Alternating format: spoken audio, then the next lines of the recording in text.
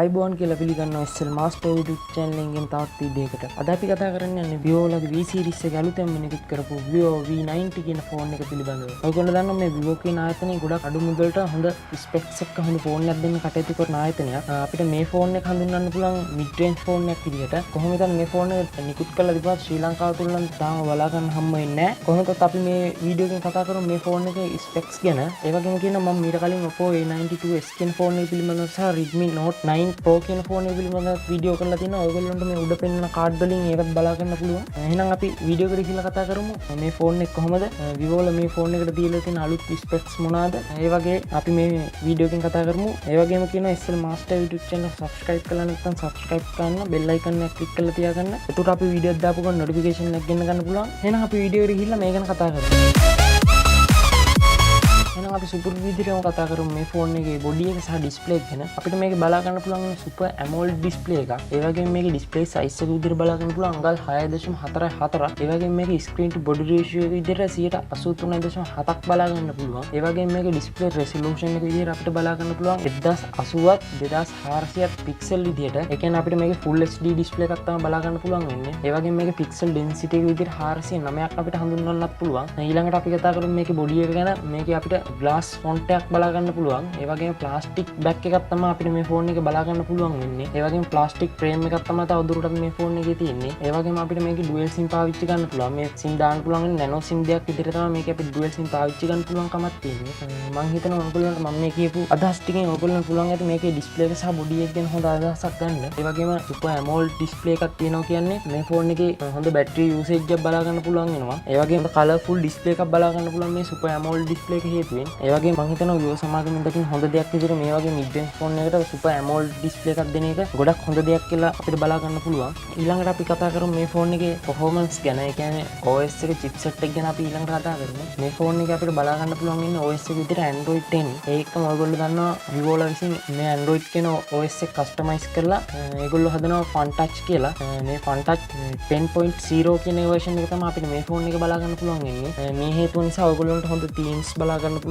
ඒ වගේම අපිට මේ ෆෝන් එකේ ගොඩක් features බලා ගන්න පුළුවන් මේ Fun Touch OS එකකින් හින්දා. ඊළඟට අපි කතා කරමු මේකේ chipset එක ගැන. මේක අපිට chipset එක විදිහට බලා ගන්න පුළුවන් Qualcomm Snapdragon 712 10 nanometer chipset එකක්. ඔයගොල්ලෝ දන්නවා Vivo S1 Pro කියන ෆෝන් එකේ තිබ්බ 665 කියන chipset එක. මම හිතනවා මේ ෆෝන් එක budget එක හැටියට මේ Snapdragon 712 chipset එකකින් හින්දා මේ ෆෝන් එක හොඳ performance බලා ගන්න පුළුවන් වෙයි කියලා මම හිතනවා. ඒ වගේම තමයි මේ ෆෝන් එක අපිට CPU එක විදිහට බලා ගන්න පුළුවන් octa-core CPU එකක්. මේකේ අපිට GPU එක විදිහට බලා ගන්න පුළුවන් Adreno 616 කියන GPU එක. මේ හින්දාත් ඔයගොල්ලන්ට හොඳ ලොකු game play කිරීමේ හැකියාවක් තියෙනවා මේ GPU එක හින්දා. ඔයගොල්ලන්ට මම මේ කියපු කරුණු ටිකෙන් ඔයගොල්ලන්ට පුළුවන් මේ ෆෝන් එකේ performance ගැන හොඳ idea එකක් ගන්න. ඒ වගේම තමයි මම ඔයගොල්ලන්ට ඉස්සෙල්ලත් කිව්වා වගේ මේකට අපිට nano sim දෙයක් දාලා මේකට තවදුරටත් අපිට SD card එකක් දාන්නත් හැකියාව තියෙනවා. කොහොම වෙතත් අපිට මේකේ storage එක ගැන කතා කරොත් එහෙම අපිට මේ ෆෝන් එකේ 128GB සහ 256 කියන storage capacity දෙකෙන්ම බලා ගන්න පුළුවන්. මේක මම ඔයගොල්ලන්ට තවදුරටත් පැහැදිලි කරොත් එහෙම මේක අපිට 128GB storage සහ 8GB RAM එකක් තියෙන ෆෝන් එකක් සහ 256GB storage එකක් සහ 8GB RAM එකක් තියෙන ෆෝන් එක වශයෙන් මේකේ ෆෝන්ස් දෙකක් අපිට බලා ගන්න පුළුවන්. මම හිතනවා මේ වගේ ලොකු storage capacity එකක් තියෙන නිසා මේක තවදුරටත් ඔයගොල්ලන්ට chip එකක් නම් භාවිත කරන්න අවශ්‍ය වෙන එකක් නෑ. මේ මම ඔයගොල්ලන්ට කියපු මේ details ටිකෙන් ඔයගොල්ලන්ට පුළුවන් මේකේ performance ගැන හොඳ idea එකක් ගන්න. ඒ වගේම අපිට මේකේ Gcam උනත් පහසුවෙන් install කරගන්න පුළුවන්. මේකට Gcam උනත් පහසුවෙන් support කරනවා මේ Snapdragon chipset එකකින් හින්දා. ඊළඟට අපි මේ ෆෝනේ main කැමරාව ගැන කතා කරමු. mid range ෆෝන් එකක් විදිහට අපිට මේකේ කැමරා setup එක බලා ගන්න පුළුවන් වෙනවා quad camera setup එකක් විදිහට. මේ quad camera setup එකෙන් අපිට මේකේ පළවෙනි lens එක එහෙම නැත්නම් පළවෙනි sensor එක අපිට බලා ගන්න පුළුවන් megapixel 48ක 1.8 aperture එකක් එක්ක wide lens එකක්. ඊළඟට අපිට මේකේ දෙවෙනි sensor විදිහට බලා ගන්න පුළුවන් 8MP 2.2 aperture එකක් එක්ක ultra wide lens එකක්. මේ ultra wide lens එක හේතුවෙන් ඔයගොල්ලන්ට මේ ෆෝන් එකේ හොඳ wide angle එකකින් ෆොටෝ එකක් ලබා ගැනීම හැකියාව තියෙනවා මේ ultra wide lens එකකින් හින්දා. කියන්නේ ලොකු පරාසයක් මේ ෆෝන් එකේ ඔයගොල්ලන්ට capture කරගන්න පුළුවන් මේ ultra wide lens එකකින් හින්දා. ඒ වගේම තමයි මේක අපිට තුන්වෙනි lens එක විදිහට 2MP 2.4 aperture එකක් එක්ක macro lens එකක් ගන්න පුළුවන්. මම ඔයගොල්ලන්ට කලින් කිව්වා වගේ මේ macro lens එකේ තියෙන object එක ලං කරලා හොඳ quality ෆොටෝ එකක් ගන්න පුළුවන් හොඳ detail ඇතුව. ඊළඟට අපි කතා කරමු මේකේ හතරවෙනි lens එක. ඒ කියන්නේ මේක අපිට හතරවෙනි lens එක විදිහට බලා ගන්න පුළුවන් උන්නේ 2MP 2.4 aperture එකක් එක්ක depth sensor එක. ඒ කියන්නේ මේ depth sensor එකේ තියෙන ඔයගොල්ලන්ට මේකේ portrait photo ගැනීම හැකියාව තියෙනවා. ඒ වගේම අපිට මේකේ තවදුරටත් කැමරාවේ LED flash light එකක් සහ HDR panorama කියන මොඩ් බලා ගන්නත් පුළුවන් මේකේ back cam එකේ. ඒ වගේම back cam එකෙන් අපි video performance ගැන කතා කරොත් එහෙම අපිට මේකේ 4K record කරන්න පුළුවන් 30 fps දක්වා. ඒ වගේම full HD record කරන්න පුළුවන් 30 fps සහ 60 fps කියන frame rate දෙකම යටතේ. මම හිතනවා මේකේ මේ back cam එකට Vivo S1 Pro කියන ෆෝන් එකේවත් අපිට මේකේ 4K record කරන්න පුළුවන් හැකියාවක් තිබුණේ නැහැ. මේ වගේ mid range ෆෝන් එකකට 4K record කරන්න පුළුවන් කියන්නේ ගොඩක් හොඳ දෙයක් කියලා මම හිතනවා. ඊළඟට අපි කතා කරමු මේ ෆෝන් එකේ selfie කැමරාව ගැන. මම ඔයගොල්ලන්ට ඉස්සෙල්ලා කිව්වා වගේ අපිට මේකේ බජට් එක හැටියට මේක අපිට dual selfie කැමරා බලා ගන්න පුළුවන්. ඒකත් හොඳ දෙයක් කියලා මම හිතනවා. මොකද අපිට මේකේ dual selfie කැමරා බලා ගන්න පුළුවන් display එකේ punch hole එක.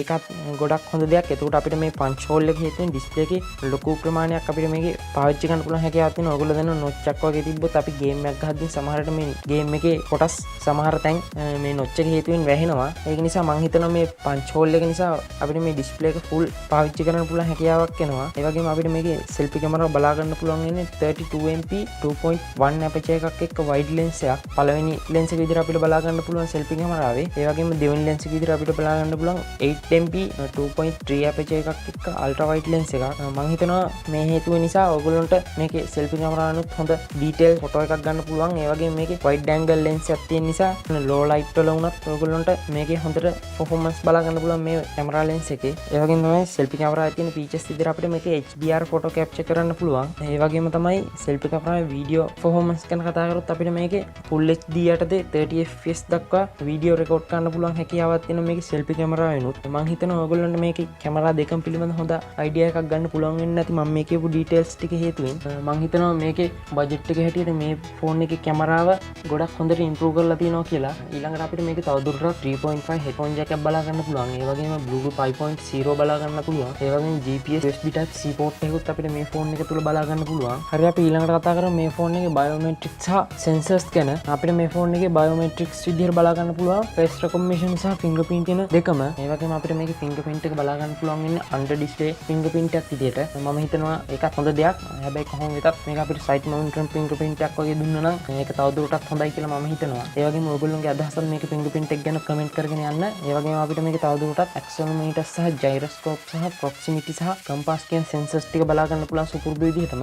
ඔයගොල්ලන්ට මම කලින් වීඩියෝ වලත් කියලා තියෙනවා මේ gyroscope කියන sensor එකකින්ද VR box එකකට වගේ කනෙක්ට් කරලා අපිට මේක 3D වීඩියෝ බලන්න පුළුවන් හැකියාවක් තියෙනවා. ඊළඟට අපි කතා කරමු මේ phone එකේ battery life එක ගැන. මේකේ අපිට බැටරිය බලා ගන්න පුළුවන් වෙන්නේ mAh 4500 බැටරියක් විදිහට. මම හිතනවා මේකත් හොඳ දෙයක් කියලා මේ phone එකේ දකින්න විදිහට. මේ phone එකේ price range එකත් එක්ක බලද්දී මේ වගේ mid range phone එකේ mAh 4000ක් බැටරියක් කියන්නේ ගොඩක් හොඳ දෙයක්. ඒ වගේම මේකේ fast charging අපිට බලා ගන්න පුළුවන් 33 watt දක්වා. ඒ කියන්නේ Vivo සමග මේ කියන විදිහට මේකේ 154ක් charge කරන්න යන්නේ විනාඩි 30ක වගේ කාලයක්. ඒ වගේම මේකේ Vivo flash charging 2.0 බලා ගන්න පුළුවන් අපිට මේ phone එකේ. මම හිතනවා මේ features ඔක්කොමත් එක්ක මේ phone එකේ budget එක හැටියට ගොඩක් වටින phone එකක් කියලා. ඊළඟට අපි කතා කරමු මේ phone එකේ මිලදී ගන්න පුළුවන් colours මොනවද කියලා. මේ phone එක අපිට මිලදී ගන්න පුළුවන් ප්‍රධාන colours දෙකක් විදිහට. ඒ කියන්නේ silver සහ black කියන colours වලින් අපිට මේ phone එක මිලදී ගන්න පුළුවන්. ඊළඟට අපි කතා කරමු මේ phone එකේ price එක ගැන. මේ phone එකේ price එක ගැන කතා කරොත් එහෙම අපිට මේ phone එක රුපියල් 60000ත් 65000ත් අතර වගේ මුදලකට මිලදී ගන්න පුළුවන් ශ්‍රී ලංකාව ඇතුළත. මම මේ වීඩියෝ එක හදන වෙලාව වන විට බලා ගන්න පුළුවන් කමක් ලැබෙන්නේ නැහැ. කොහොමද ඉදිරි සති කිහිපය තුල මේ phone එක ශ්‍රී ලංකාව තුල බලා ගන්න පුළුවන් කමක් ලැබෙයි. මම හිතනවා ඔයගොල්ලන්ට මේ phone එකේ මම මේ කියපු details ටිකෙන් හොඳ අදහසක් ගන්න පුළුවන් වෙන්නේ නැති කියලා මේ phone එකේ performance සහ මේකේ display එක මේකේ බැටරිය ගැන. ඒ වගේම ඔයගොල්ලෝන් ඉල්ලනවා ඔයගොල්ලොත් මේ phone එක ගැන හිතන දේවල් පහලින් comment කරන්න. ඒ වගේම මට මොනවා හරි කරුණක් මිස් වුණා නම් ඒකත් පහලින් comment කරලා තියන්න. ඒ වගේම මම ඔයගොල්ලන්ට කිව්වාගේ Oppo A92s සහ Redmi Note 9 කියන phone එක පිළිබඳව වීඩියෝ කරලා තියෙනවා. ඔයගොල්ලන්ට පුළුවන් ඒවත් බලන්න. ඒ වගේම තමයි SL Master YouTube channel එක subscribe කරලා නැත්නම් subscribe කරලා තියාගන්න. bell icon එක click කරලා තියාගන්න. එතකොට අපි මේ වගේ වීඩියෝස් දාපු ගමන් notification එකක් ගෙන්න ගන්න පුළුවන්. ඒ වගේම වීඩියෝ එක හොඳයි නම් වීඩියෝ එකට like කරන්න. මේ වීඩියෝ එක ඔයගොල්ලෝගේ නොදන්න යාළුවෝ අතරේ දැනගන්න share කරන්න. එහෙනම් අපි මේ වගේ තවත් එක් වීඩියෝ එකකින් හම්බ වෙනකම් ඔයගොල්ලන්ට සුබ දවසක්.